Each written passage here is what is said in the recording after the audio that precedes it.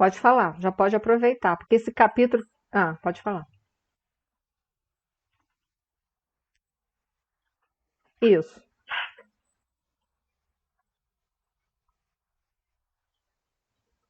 A Hilda não, a Luciana. Não, a Luciana.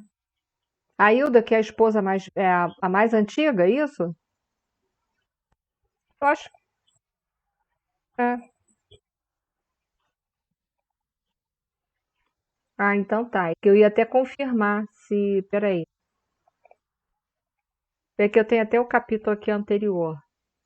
É, acho que é a forma de falar, não? Eu acho que também foi a forma de falar, sabe por quê, Ana Lúcia? Porque depois ele vai explicar as conjecturas, né? Que, na verdade, a Hilda era a verdadeira esposa porque o amor sublimado já tinha sido feito. E a Luciana foi apenas um casamento, né? Ali sacrificial, no caso, me pareceu, né? Com o objetivo de auxiliar ele a acabar de cuidar das crianças, entendeu? Acho que foi só nomenclatura, eu não sei te dizer se ele apresenta como irmã, assim, dando.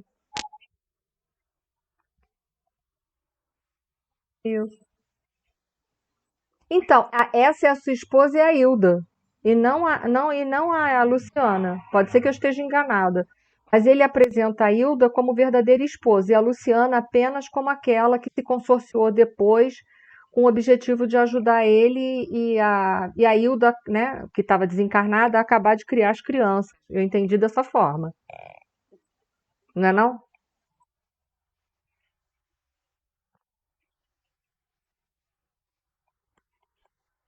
Hum.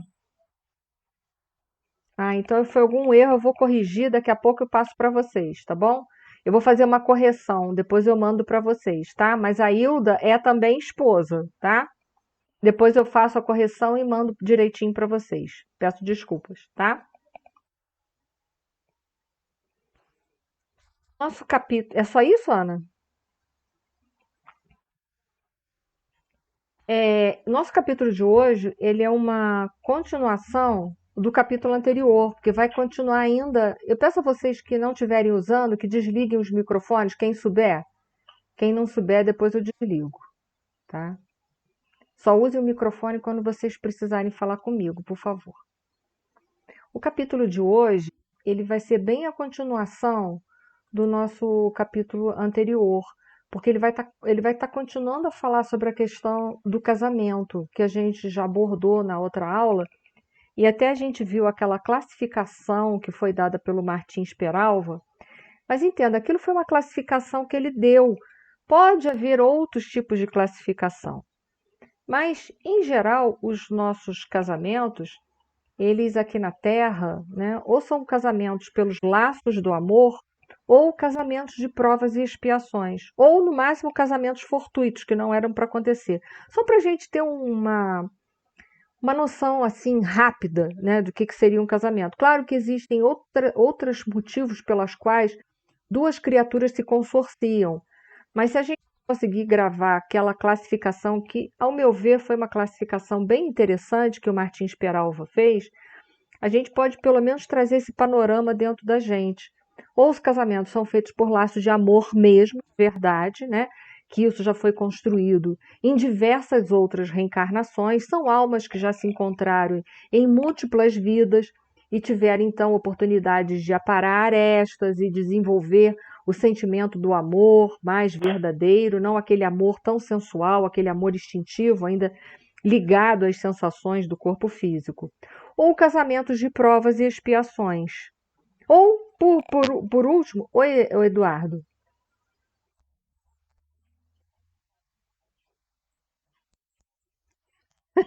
é a grande maioria dos casamentos aqui na Terra. Não grila, não, que é a grande maioria, tá? Porque como a gente está no mundo ainda de provas e expiações, a maioria dos laços que a gente cria entre nós, laços de família, laços de companheiros ou companheiras. Oi, Edilane. Oi, Edilane, pode falar.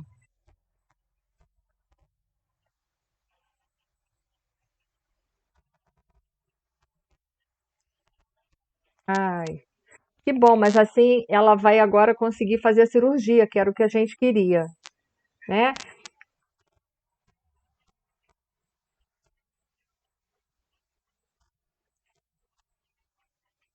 Ah, que bom, tá vendo? Agora é só fazer a cirurgia, mas fica tranquila, liga pra ela, assim, vai dar um apoio a ela, tá? Tá bom, um beijo, fica com Deus. Tá ótimo. Fica boa sorte. Então vai lá, aproveita, não perde isso não. Vai lá, boa sorte. E parabéns pelo Anísio Arroz.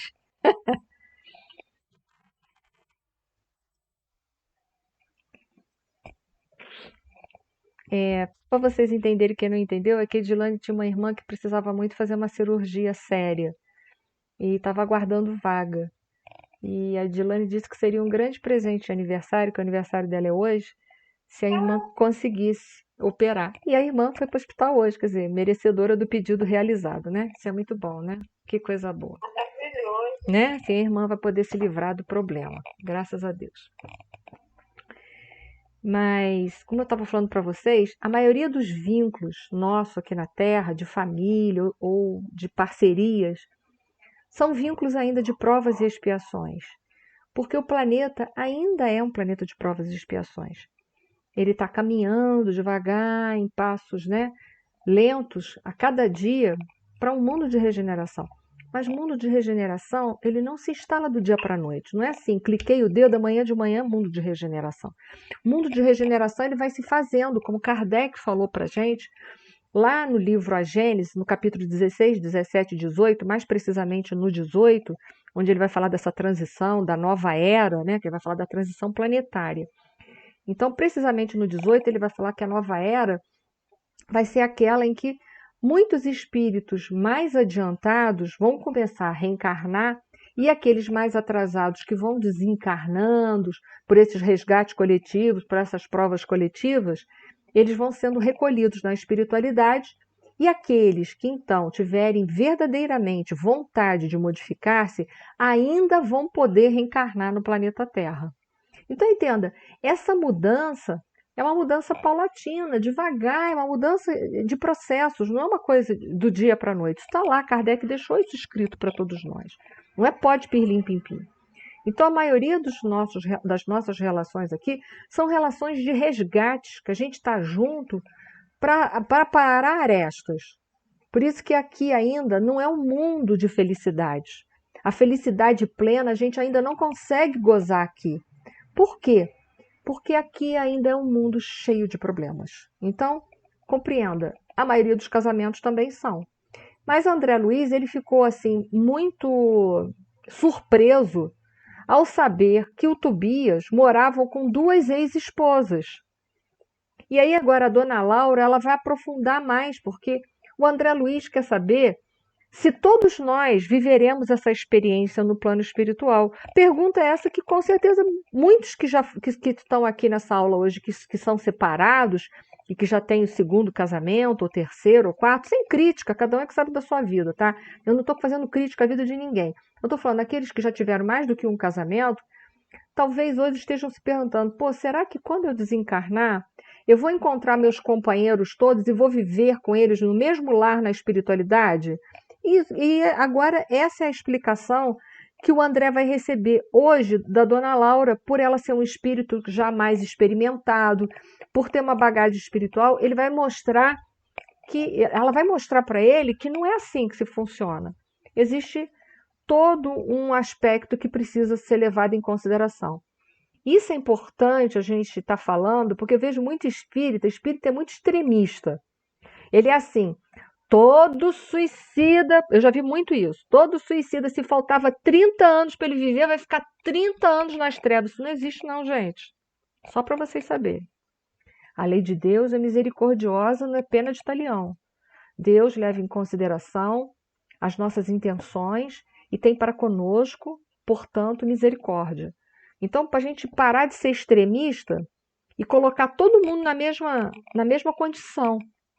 Cada pessoa é única e é julgada por Deus, o único que tem condições de fazer isso.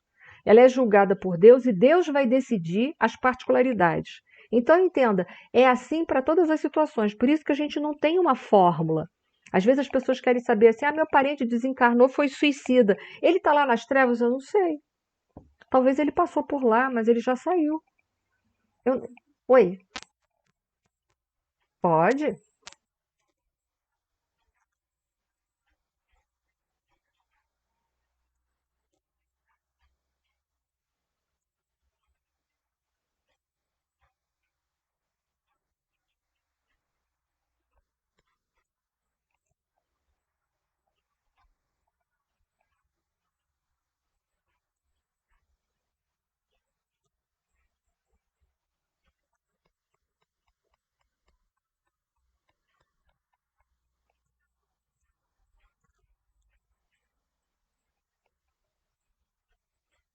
Não, não. Suicida é quem tem a intenção de tirar a sua vida.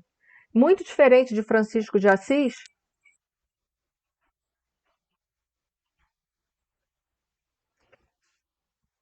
Suicida é aquela pessoa que tem a intenção voluntária de tirar a vida, de terminar ela, por alguma razão qualquer que nós desconhecemos ou até que são conhecidas.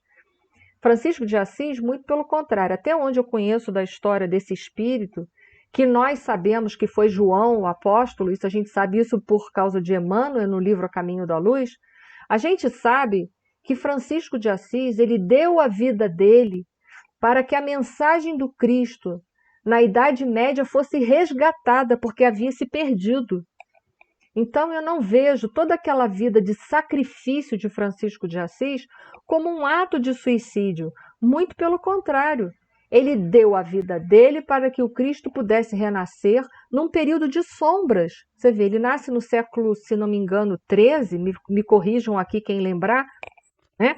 Ele nasce no século 13, no momento em que a doutrina do Cristo tinha sido completamente deturpada pela Igreja Católica e por nós. Não vou colocar a Igreja Católica, não, vou colocar nós, porque nós estávamos encarnados lá. Nós deturpamos a mensagem do Cristo, fizemos guerras, matamos pessoas em nome do Cristo. E ele nasce para resgatar a mensagem do Cristo. Então, eu, nesse tocante, eu não olho para Francisco de Assis com tudo que ele viveu, que eu não conheço tanto a vida dele assim, mas o pouco que eu conheço, eu não vejo nenhuma das atitudes de Francisco de Assis como uma atitude de suicida. Muito pelo contrário, ele deu a vida dele para o Cristo renascer. É uma coisa muito diferente. Suicida é aquele que tenta tirar a sua vida porque não deseja mais viver aqui conosco por uma razão e um problema qualquer. Francisco de Assis deu sua vida para a mensagem do Cristo nascer. Existe uma diferença, uma distância assim, infinita entre uma coisa e a outra. Isso é meu ponto de vista, tá? Nada? Sim, pode falar.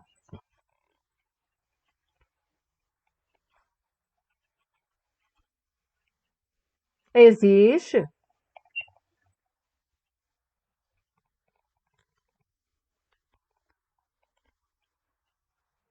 Sim, concordo plenamente. Não, está falando certo. Inclusive, nós podemos ser suicidas inconscientes. Por exemplo, se eu descanso pouco, se eu durmo pouco, se eu me alimento mal, se eu me estresso, se eu sou uma pessoa irracível, tudo isso pode me levar a acabar com a minha vida antes do tempo previsto, e aí sim eu sou um suicida inconsciente. Mas aí veja bem, uma pessoa com todos esses desregramentos, a vida dele não está sendo dedicada para a implantação do bem na Terra, mas sim está sendo mal usada pelo seu orgulho e seu egoísmo. Há uma diferença quilométrica, né? Mas isso que você falou está certo, é isso mesmo. Existe o suicídio voluntário e o involuntário. O involuntário é quando a gente age contrário às leis de Deus, né? Então a gente está na contramão. Não era o caso do Francisco de Assis, ele estava na direção, indo na direção da mensagem do Cristo, das leis de Deus, dando a sua vida para que as leis de Deus pudessem sobressair para todos nós que estávamos reencarnados naquela época. Então é nisso que. Mas você está certo, Natasha, é isso mesmo. Não sei se eu me fiz entender por todos. Nada? Então vamos seguindo assim. Agora a André Luiz vai ouvir a experiência da dona Laura. Espera aí que deixa eu só botar lá no slide. Eu cliquei, mas eu saí. Explicações e reflexões, foi assim que eu coloquei, porque essa explicação da Dona Laura é uma explicação para todos nós que temos uma vida de relação, principalmente para aqueles que já casaram, que já separaram, já formaram outra família. Então, isso aqui é uma explicação para todos, mas principalmente para quem está vivendo esse momento. Coloca assim: quando nos atemos ao ponto de vista propriamente humanos, né, porque ela está explicando a relação do Tobias, essas coisas dão até para escandalizar, ou seja, né, dá a impressão de uma poligamia. Mas não é poligamia que Tobias está fazendo, muito pelo contrário. Ele está ajudando a uma alma que ajudou a ele a ser mãe dos filhos dele aqui na Terra e colaborou com a esposa. Ele está ajudando essa alma a sublimar o seu amor e com essa questão dela sublimar o amor, ela também já está preparando para reencontrar, para reencarnar com o amor da sua vida, né? Então entenda bem, o papel da Hilda e do Tobias está sendo muito importante para a Luciana, porque ela está trabalhando o ciúme que habitava dentro do coração dela. Porque quando depois ela desencarna e encontra o Tobias com a Hilda, que é a esposa primeira, ela primeiro também sente ciúme, mas ela também está trabalhando isso dentro dela. Isso vai ajudar ela para quando ela reencarnar de novo e poder encontrar o companheiro seu de muitas jornadas. Então, veja bem, ali não é um caso de poligamia. Os dois estão ajudando, principalmente a Luciana, a sublimar o seu amor, e com isso eles também estão sublimando o amor deles, porque estão tendo que dividir a atenção com ela, né? Então, ali eu vejo uma fraternidade e não poligamia. Na poligamia não existe isso. Entretanto, meu amigo, é necessário agora sobrepormos a tudo os princípios de natureza espiritual, quer dizer, olhar para o lado espiritual. Nesse sentido, André, precisamos compreender o espírito de sequência que rege os quadros evolutivos da vida, porque temos múltiplas reencarnações e temos que levar tudo isso em consideração. Se atravessamos longas escalas de animalidade, ou seja, quando o amor ainda era mais extinto, principalmente quando a gente ainda estava vivendo o auge do amor de trocas, de condições, porque o nosso amor, na grande maioria de nós, ainda é amor de condição, mas esse amor de condição, talvez em outras vidas, já foi muito mais forte do que é hoje, né? Talvez as nossas condições são mais flexíveis hoje, mas ela coloca assim: é justo se atravessarmos longa escala de animalidade, foi quando o nosso amor ainda era assim, egoísta, é justo que essa animalidade não desapareça de um dia para o outro. Empregamos muitos séculos para emergir das camadas inferiores. O sexo participa do patrimônio de faculdades divinas que demoramos a compreender. Então, mais tarde a gente entende que o sexo não é só para procriação e nem para nos promover prazer. Só muito mais tarde, quando o nosso amor estiver mais sublimado, nós vamos entender o amor como uma força sexual que cria e recria. Né? Mas só bem mais tarde que a gente vai entender que ela é um potencial. Não será fácil para você, presentemente, a penetração no sentido elevado da organização doméstica que visitou ontem, porque ali tem um sentido elevado de sublimar os amores, né? Entretanto, a felicidade ali é muito grande pela atmosfera de compreensão. Então, quando a gente pensa em compreensão, a gente pensa em respeito, porque para haver compreensão tem que ter respeito. Aliás, não sei nem o que vai surgindo primeiro, eu acho que os dois vão se formatando juntos. Né? À medida em que a gente vai procurando respeitar, a gente vai procurando a compreensão. À medida em que a gente aprofunda a compreensão, a gente vai aprofundando o respeito, né? Que se criou entre as personagens do drama terrestre.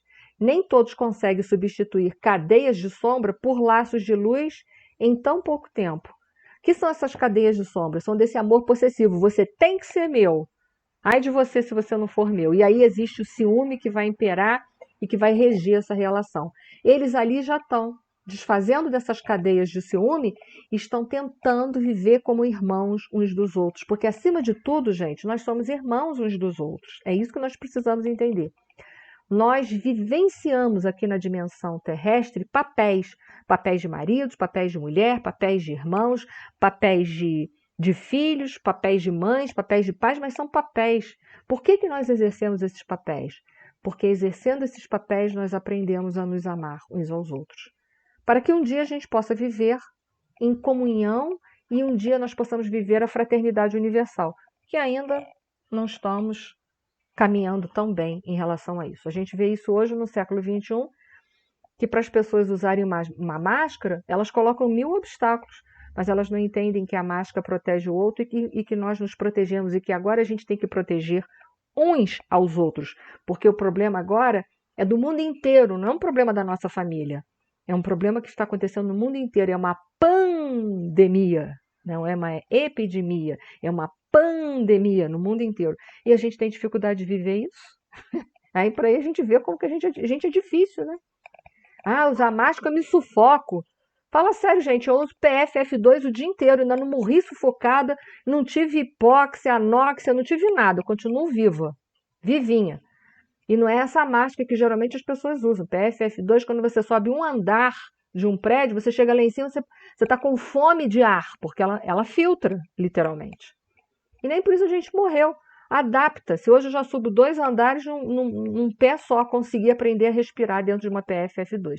Então, eu digo assim, o ser humano, se ele quiser, ele se adapta. Se ele não quiser, ele arranja complicação para complicar a vida dele e dos outros. Né? Mas a gente é assim, a gente gosta de complicar, que complicando a gente se sente mais importante. Né? Mas importância tem quem ama os outros.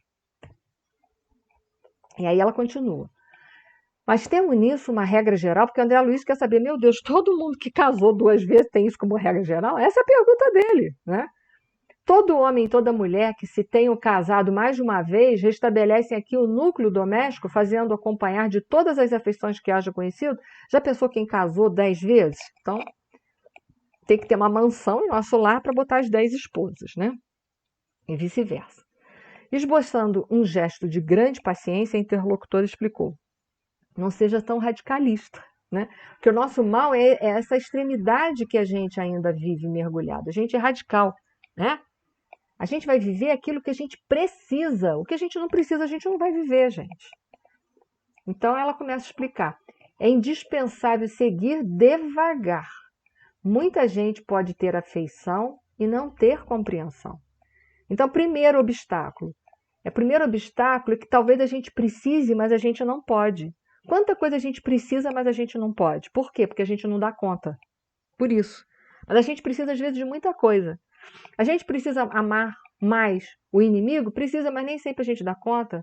Então, Deus vai com a gente até onde a gente dá conta. Porque Deus não põe cruz mais pesada do que os ombros nossos possam carregar.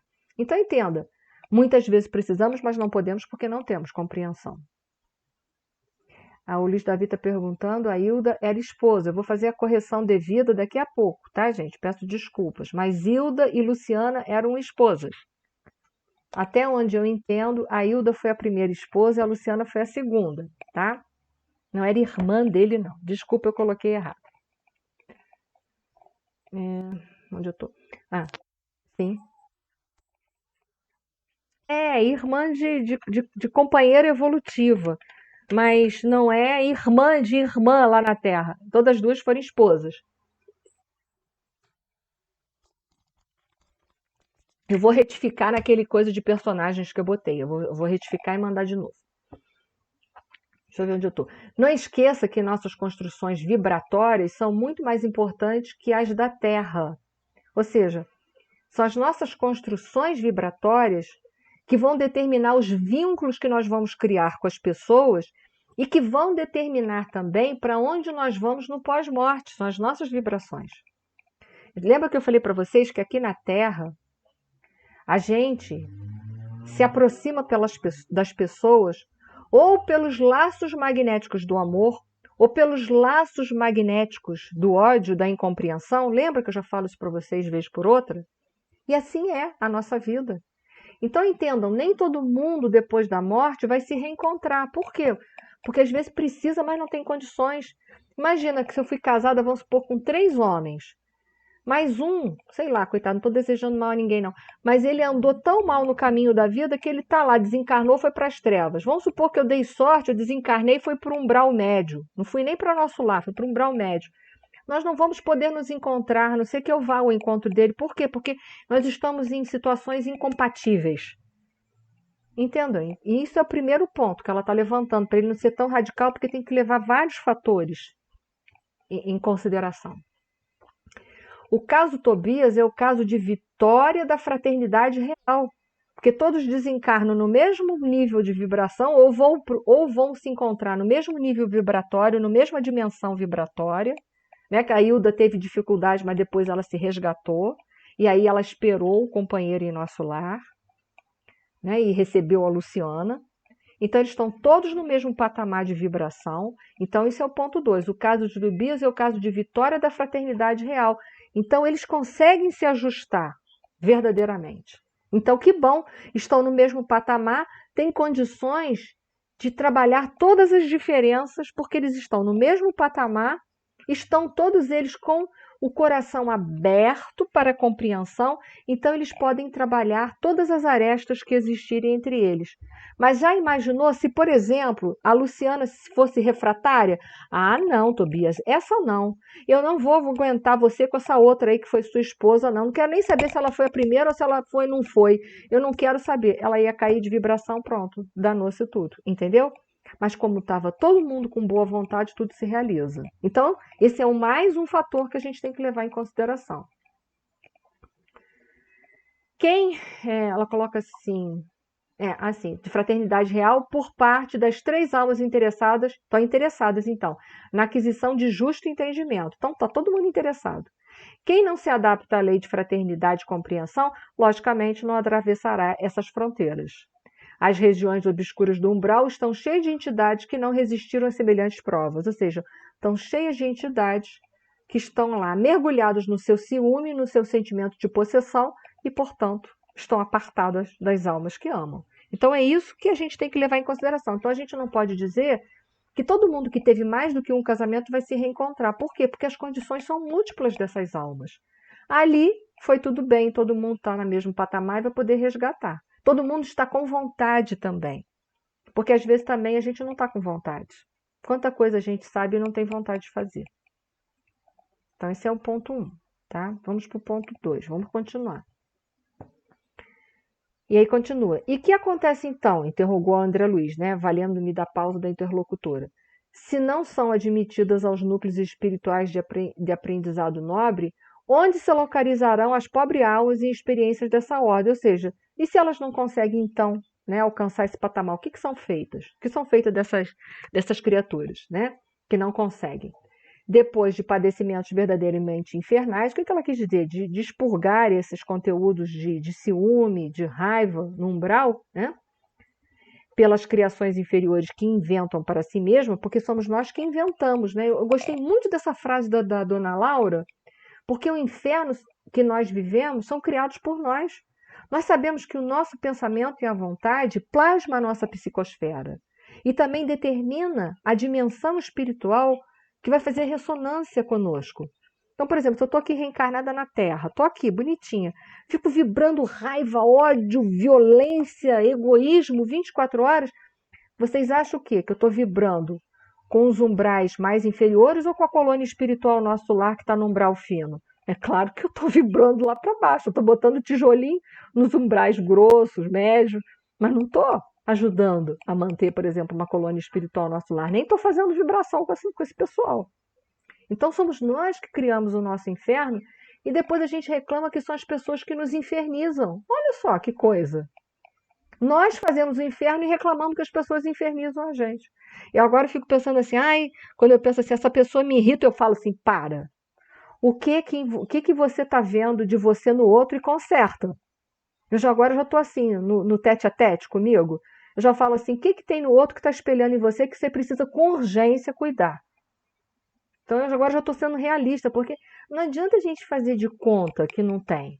Não adianta a gente se colocar numa posição de santo e de sublimado, porque a gente não ocupa essa cadeira. E aí a gente fica empacando a nossa própria evolução, empacando de ir para um lugar melhor, pelo menos no pós-morte, né?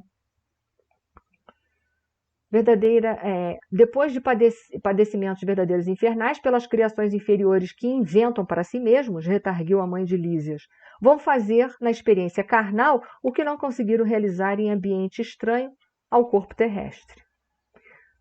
Concede-lhes a bondade divina o esquecimento do passado na organização física do planeta e vão receber, nos laços da consanguinidade, aqueles de quem se afastam deliberadamente pelo veneno do ódio ou da incompreensão. Ou seja, a gente reencarna para expiar, né?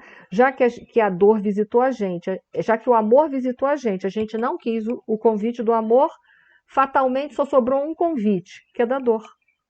Porque sempre na vida, Deus nos deixa as possibilidades da gente evoluir pela dor ou pelo amor. A escolha é sempre nossa.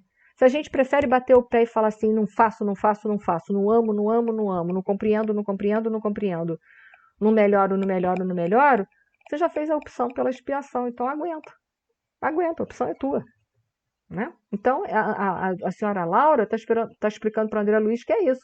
Aquelas almas que não se quiserem se vergar no caminho da compreensão e do amor, elas vão padecer no corpo físico aquilo de que elas não conseguiram fazer fora do corpo, elas vão fazer no corpo físico à base da expiação e não à base do amor. A experiência do casamento é muito sagrada aos meus olhos, diz ela. A interlocutora não se surpreendeu com a afirmativa... foi o André Luiz, desculpa. A interlocutora não se surpreendeu com a afirmativa e obtemperou. Aos espíritos ainda em simples experiência animal, nossa conversação não interessa. Mas para nós, que compreendemos a necessidade da iluminação com o Cristo, porque ele é o nosso modelo e guia, é imprescindível destacar não só a experiência do casamento, mas toda a experiência de sexo, por afetar profundamente a vida na alma. E é verdade. Toda a experiência que nós criamos aqui na Terra, que vai ser o nosso capítulo seguinte agora, a gente que acha que aquilo que é fortuito, que passou, foi só uma experiênciazinha, a gente sem querer numa experiência fortuita sexual, a gente pode criar laços kármicos para outras vidas. É o que a gente vai ver no próximo capítulo. Que aqui tudo na nossa cultura do século XXI, intitulada por Zygmunt Bauman como modernidade líquida, que é aquela sem vínculos afetivos para fazer tudo, como se o ser humano fosse um objeto na prateleira para ser vendido e ser descartado também. Nessa cultura que nós estamos vivendo, as pessoas acreditam que elas podem abusar e reabusar das outras, que está tudo certo, porque isso tudo está embutido dentro da sociedade. É lícito, a sociedade não recrimina, então, para eles, isso é legal. É legal, mas não é moral. E a gente vai ver isso no próximo capítulo. Por isso que nem tudo aqui que é legal é moral. Não é a música, né? Legal, moral ou engorda. Mas a música diz que não é legal e às vezes é legal, mas é imoral. Então entenda, muitas coisas aqui é legal. Por exemplo, o aborto de anencéfalo é legal, mas não é moral. Então a gente tem que entender que as relações que nós estamos vivendo hoje, nesse período intitulado de modernidade líquida, não é ilegal você ter inúmeras experiências, usar e abusar das pessoas, mas é imoral. E a gente vai descobrir isso. Vamos lá. Vamos para o outro, tá? Só um minutinho. Se vocês tiverem alguma pergunta aí desse aí, vocês façam, por favor, tá? Deixa eu ver se eu já botei aqui, já configurei. Não, agora está configurado. Vamos lá. Eu vou parar essa tela e vou pegar a outra. Vamos lá, compartilhado. Já compartilhado com vocês. Lembrando que vocês não precisam anotar os slides, porque eu vou botar todos eles lá para vocês, tá bom? Depois, não precisa ninguém copiar slide. Vamos lá. O capítulo agora, de uma forma ou de outra, ainda é segmento dos 2 capítulos anteriores. E ele é intitulado, muito interessante o título dele, Quem Semeia Colherá. Ou seja, tudo que a gente semeia na vida, a gente colhe. Quando eu semeio o egoísmo, o que eu vou colher? Egoísmo. Quando eu semeio a incompreensão, o que eu vou colher? Incompreensão. Quando eu semeio o desrespeito, o que eu vou colher? O desrespeito. É da lei, essa lei é uma chamada de lei de ação e reação, é uma lei que regula os comportamentos nossos. Todo o nosso comportamento, por pensamento, palavras e obras, é regulada pela lei de ação e reação. Entenda, pensamentos também. Se tudo que eu pensar, mesmo que for muito ilegal, não tem problema, ninguém vai ver, mas você responde por isso. porque Deus está vendo. O probleminha é que Deus tem um atributo chamado onipresença. Deus está dentro e fora de nós. Então Deus sabe todos os nossos pensamentos, porque o nosso pensamento ele é carreado pelo fluido cósmico universal e Deus, né? O fluido cósmico universal é o hausto do Criador. Está lá em Evolução em Dois Mundos, capítulo 1 de André Luiz. Então, Deus sabe tudo a nosso respeito. E é mais interessante que se nós estamos mergulhados nesse fluido cósmico universal, isso está no livro A Gênese, se nós estamos mergulhados no fluido cósmico universal, que está lá nas obras básicas, principalmente a Gênese, e nós sabemos que esse fluido liga tudo, porque nós estamos mergulhados, nós estamos como se fosse num aquário. Tudo que eu faço, por exemplo, quando eu me movimento dentro do aquário, eu vou promover ondas, não vou? Vou. A minha onda vai esbarrar naquele que está do lado. Por exemplo, se eu sou um peixe, eu estou nadando, a minha onda está promovendo um movimento na onda que está influenciando no peixe do lado. Então, se eu estou dentro de um aquário, eu estou nadando, quem está dentro do aquário comigo está recebendo as vibrações da minha natação. Então, entenda, não há nada que nós estamos fazendo por pensamentos, palavras e obras que não esteja interferindo no outro. Por isso que, em obras póstumas, onde vai falar de resgates coletivos, lá vai explicar que o homem ele tem resgate com ele mesmo, com a família e com a coletividade terrestre. Vai explicar isso. Por isso existem os resgates coletivos. Porque a gente está olhando assim, o que eu estou fazendo só interfere em mim. Não, o que você está fazendo interfere num todo. Só que tem ondas que eu promovo, tem ações minhas que promovem ondas muito grandes. Por exemplo, um administrador público que pega o dinheiro da área de saúde e bota no bolso, ele não está promovendo uma onda, não, ele está promovendo um tsunami. Vocês entendem o que eu estou falando? Entende? Então, entenda a abrangência dessa onda, ela é devastadora e ela vai atingir a vida de muitas pessoas. Um ato que ele acha que é isolado, porque ele pegou uma pequena parte desse dinheiro e botou para a vida dele pessoal, esse ato isolado dele não promove uma ondazinha, não. Promove um tsunami. Então, entenda, olha quantos que ele passa a ficar devendo. A lei de ação e reação dele não diz respeito só a ele, só a família dele, mas diz respeito a uma coletividade, entendeu? E olha a proporção. Agora eu vou fazer uma pergunta para vocês. Quem é ladrão? Quem rouba um clipe ou quem rouba a verba da área de saúde para si próprio? Quem é ladrão aí? Todos. É isso aí. Ladrão é ladrão. Só faltou talvez oportunidade para que aquele que rouba o clipe ter oportunidade de roubar o dinheiro da nação. Entenda, é ladrão de qualquer maneira. Gandhi tem uma frase, depois eu vou pegar direitinho para vocês, eu vou postar lá no nosso grupo, que diz que aquele que tem mais coisas do que precisa, para Gandhi é considerado um ladrão. Vocês sabiam? E é verdade. Porque quando eu tenho mais coisas do que eu preciso ter para minha necessidade pessoal, é sinal que está faltando na mesa de alguém. É só vocês pararem para avaliar que Gandhi não exagerou quando ele fez esse pensamento, quando ele escreveu isso, não. Quando ele falou isso. Tá? Então, só para a gente ter uma abrangência de que os nossos comportamentos, que são regulados pela lei de causa e efeito, né? Toda vez que eu tenho um comportamento, lembra, eu estou mergulhado num aquário, que é o fluido cósmico universal. Tudo aquilo que eu faço, dependendo da minha ação, gera uma onda tão grande que vai interferir na vida de muita gente. E às vezes a gente não tem noção de quantas pessoas foram prejudicadas por uma atitude, às vezes, que eu achei que da minha parte era inocente. Oi.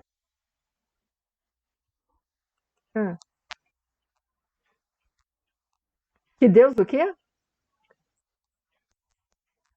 Não, ele não pode ser o próprio fluido cósmico universal, porque um outro atributo de Deus, que está lá no Livro dos Espíritos, diz que Deus é imaterial. E, categoricamente, os espíritos falam que o fluido cósmico universal é matéria. Categoricamente. Tanto é que ele sofre mudança.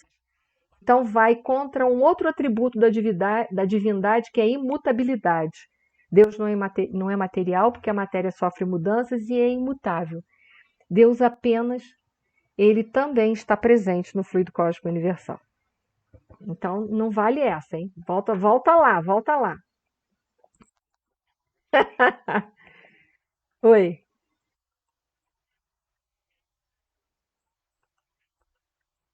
Eu acho que não. Eu já dei tanta palestra e seminários que vocês não aguentam, mas tá tudo lá no YouTube. Ué, mas aí vai lá no YouTube e acessa as aulas. Tem um seminário que eu fiz para Oswaldo Cruz que foi só de tirar dúvidas. Eu fiz uma introdução e tirei dúvida do pessoal na hora.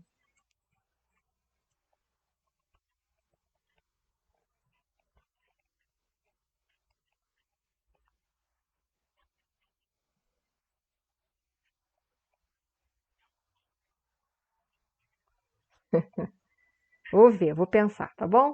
Então vamos lá. É, não, mas ela só sugeriu. Eu acolhi como sugestão, só.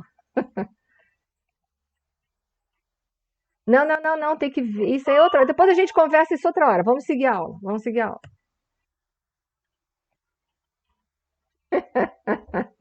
Tá, depois eu converso isso com vocês, prometo, tá bom? Gente, o acaso não existe. Não significa que por o acaso não existir, que nós acreditamos no Maktub. Vocês sabem o que é Maktub, né? O Maktub é uma crença, né, oriental, né, daquele povo do Oriente, em que tudo que acontece na sua vida, até se eu ia vestir meu casaco abelhinha hoje, estava escrito. Então, isso não existe, tá? Isso não existe para a doutrina dos espíritos. O acaso não existe é porque muitas coisas a gente já plantou e já se sabe que nós vamos colher. É nesse sentido que a gente entende que o acaso não existe. Lembra que eu falei para vocês que nós criamos vínculos magnéticos com as pessoas, positivos e negativos? A partir do momento em que a gente semeia na vida do outro uma negatividade, ou que a gente semeia no universo uma negatividade, com certeza nós colheremos a negatividade. Não tal e qual a pena de talião. Não, jamais. A pena de talião foi abolida. Jesus deixou isso bem claro. Porque as leis de Deus são misericordiosas e levam em consideração o nosso nível evolutivo, que é a nossa intenção. Mas o acaso não existe. Então, quando a gente verdadeiramente encontra certas pessoas na nossa vida, tem um propósito. O problema é a gente saber fazer a leitura dos propósitos. É coisa que a gente às vezes não sabe fazer leitura. Porque a gente está tão distanciado das reflexões por causa dessa correria, dessa sociedade líquida que o Zygmunt Bauman falou, que corre rápido, o líquido corre rápido e com pouca profundidade, porque o líquido tem essa característica. Então, a gente tem que correr tanto que a gente não faz reflexão. E por correr tanto e não fazer reflexão, a gente não avalia as coisas que estão acontecendo na nossa vida. E por conseguinte, a gente não faz aquilo que foi falado por Santo Agostinho, que era a reflexão, que a gente deveria estar refletindo sobre a nossa vida o tempo todo, né? E aí, justamente, eu não vou ler tudo isso aí, mas André Luiz, ele está lá na Câmara de Retificação, trabalhando, e ele deseja visitar a ala feminina. E ele sente que, se ele sente vontade de visitar essa ala, que alguma coisa tem, e a Narcisa diz que, com certeza, deve ter alguma utilidade ele fazer essa visita nas câmaras de retificações na ala feminina. E aí a gente vai ver que tem, e tem, porque o acaso não existe realmente. Eu vou pular, porque isso aqui eu não vou ficar lendo isso aqui tudo, tá? Ele chega lá na ala feminina, e quem é que ele vai encontrar? Uma ex-empregada da casa dele, em que André Luiz, na sua mocidade, achou, por ser materialista e viver só na dimensão material, que o que ele teve com ela foi um acidente de trânsito. Foi uma coisa normal que acontecia na vida de todo rapaz. Todo rapaz tinha que iniciar sua vida sexual. Por que não com a empregada que estava lá? Por que não, né? Estava lá, estava dando sopa. Ela agiu de certa forma, sedutora. Então, não, por que não ser com Elisa, né? Ele encontra a Elisa, que fora um dia despedida, né, das suas funções de empregada na casa. Ele nunca mais encontrou a Elisa, mas ele nunca mais esqueceu também daquela situação daquele embaraço entre eles, né? E aí André Luiz encontra esta moça que desencarnou futuramente. Eu vou acreditar que vocês leram o capítulo, tá? Vou acreditar. Ela desencarna mais tarde, pela vida que ela continua levando, ela desencarna com sífilis e vai para o mundo espiritual, né? E André Luiz descobre amargamente, na espiritualidade, que todo direito exercido é procedido, prossegue, né? Como é que se fala? Agora faltou a palavra em português, aquilo que vem depois, né? Como é que se fala? Me ajuda, gente, ajuda aí os professores. Ou seja, todo direito que eu exerço, ele prossegue, né? Vai prosseguir vai ter como consequência uma obrigação. Então não existe nada que eu faça de uso do livre-arbítrio aqui na Terra que eu não tenha uma obrigação. Se eu quiser, eu posso lá no meio da rua me atirar debaixo de um carro. Sim, lei de causa e efeito. Eu sou suicida, eu vou ter que responder por isso, ok? Se eu quiser, eu posso roubar uma pessoa. Posso. Mas eu vou ter que responder por essa atitude, ainda nesta vida ou em outra. Mas André Luiz descobre isso na espiritualidade. Aquela frase de Saint-Exupéry que ele fala: tu te tornas eternamente responsável por aquilo que cativas, por aquilo que você desenvolve e incentiva nas outras pessoas. Então a gente já vai vendo que os nossos comportamentos influenciam as pessoas, os nossos comportamentos podem cativar as pessoas, os nossos comportamentos podem seduzir uma pessoa, e sedução a gente responde por isso. Porque se a gente seduz para usar a pessoa, porque toda sedução tem um interesse pessoal por detrás, e depois que o meu interesse pessoal já foi atendido, eu descarto essa pessoa, que ele descobre que não existe descarte, existe obrigação, a gente tem que, perante as leis, responder por isso. Ele descobre isso lá na espiritualidade. Ele descobre isso na espiritualidade. Então, ele agora, nos dizeres, né, Narcisa diz: André, aproveita a oportunidade. Apesar de que ele não fez muito bem a oportunidade, porque ele se chicoteou. Ele não precisava ouvir todo aquele relato da Elisa. Isso ele podia ter passado.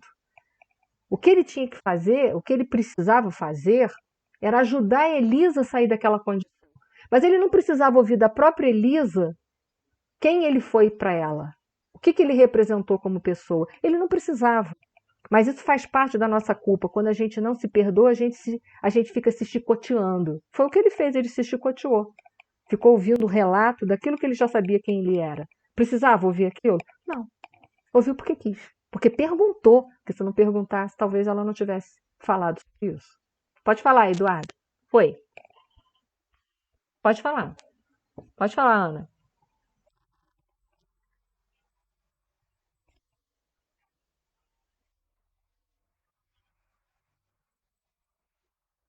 Uhum. Eu sei, mas ele não precisava ouvir isso, Ana. Ana, ele já sabia o que tinha feito com ela. Já sabia onde ela tinha chegado. O que ele precisa agora? Resgatar essa irmã. Adianta relembrar todo o passado delituoso? O lembrar só vai servir para a gente se sentir mais mal do que a gente já está sentindo, não é? Oi, Eduardo, pode falar. Ah, então tá. Entendeu, Ana? Ele não precisava ouvir da boca dela aquilo que ele já sabia que ele tinha feito, quem ele era. Ele poderia estar ali e falado: minha irmã, vou te ajudar a se recuperar desse sofrimento. Ponto final, Ana. Acabou. Morre ali o assunto. Para que ele tinha que ouvir toda a narração de quem ele foi, do que ele fez? Para quê? Isso não muda nada. Isso não muda nada. Muito pelo contrário, martirizou ele mais por dentro. Fez com que ele ficasse mais emocionado. Fez com que ele se sentisse mais um zero à esquerda. Para que isso? A finalidade é ajudar, não é abrir feridas. Essa é a finalidade. Se a gente tem débito com a pessoa, a gente tem que tentar resgatar e não abrir a ferida. Ele fez ela relembrar tudo de novo, olha que coisa ruim, e ele, por conseguinte, também ouviu tudo que ele já sabia a respeito dele mesmo. É muito ruim isso. Isso não é produtivo. Entenda, isso não é produtivo. Isso é chicote, é autoflagelo. Tá? Oi. Isso, faltam 3 minutos. Eu vou parar aqui, onde estamos. Na próxima aula nós vamos falar um pouquinho mais, porque eu ainda tenho umas lições embasadas, tá? Nós vamos falar um pouquinho mais sobre esse capítulo, embasados nos livros do Emmanuel. Vai falar sobre energia sexual, compromisso afetivo, tá? Eu ainda tenho mais coisas para falar desse capítulo. Então, eu vou parar aqui, vou fazer a nossa prece para não ficar corrida. Combinado? Na próxima aula a gente termina o 40 e faz mais outros capítulos, tá bom?